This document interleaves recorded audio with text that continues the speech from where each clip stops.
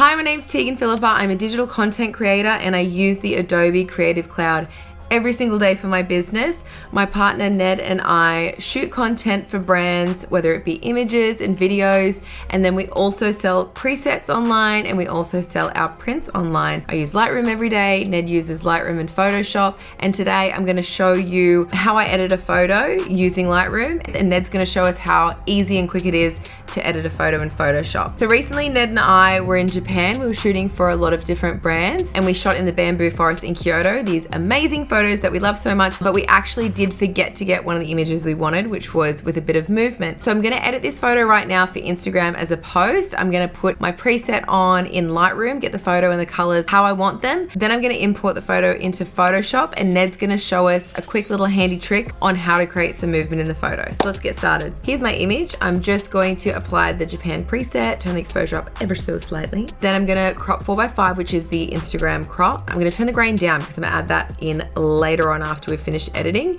and I'm gonna import into Photoshop and Ned's gonna come on in and show us some handy tricks. So come on in, Ned. Here's my business partner and also my life partner. We've been together 10 years. Had our business together probably like 6 years, I think, yeah. And he's videographer, photographer, DJ, he's all of the things, and he's also more of a whiz with Photoshop. And he's gonna show us a little handy tip on Photoshop and show us how easy it is to create some movement. Okay, it's been imported, so we're going to duplicate the layer. That's a bit of a must do. Now we want to cut tags out. We want to remove tags from the photo completely. Really gonna get those cutting skills. By the way, this is all pre-recorded in fast forward. He's not cutting out that great that fast. I wish I had It definitely skills was like a that. little bit slower than this, especially around that hair. So the next step is we're going to create a new layer mask on the cutout version, the cutout layer of view. And then we're going to choose content aware fill. And that will be Photoshop choosing everything around you to replace you with, to remove you from the photo. And that's what that green is on the screen. So everything in green. So we're going to duplicate the isolated version of just you, the cutout version of you. Okay. The top layer, we're going to add the radial blur to it so we can add that movement. The layer below the radial blur isn't blurred so you can see the edging. Oh yeah, I can see that.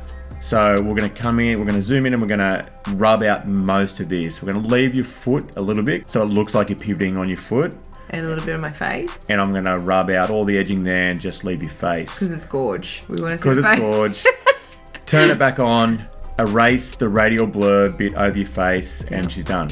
That's it. That's it. Simple. See, we didn't need to shoot the movement. Back into Lightroom, add your grain, and you're good to go. So with the Adobe Creative Cloud, we've actually managed to turn our passion into our full-time career. We use Lightroom and Photoshop every single day. It's amazing I've learned Lightroom and Photoshop from online courses only. Like, my fun creative outlet has turned into a career, and it's just amazing. Crazy. So we really hope that we've helped you a little bit, maybe motivated you to try out something new that you haven't tried before, push you out of your comfort zone a little bit, and Have fun creating. bye! Peace.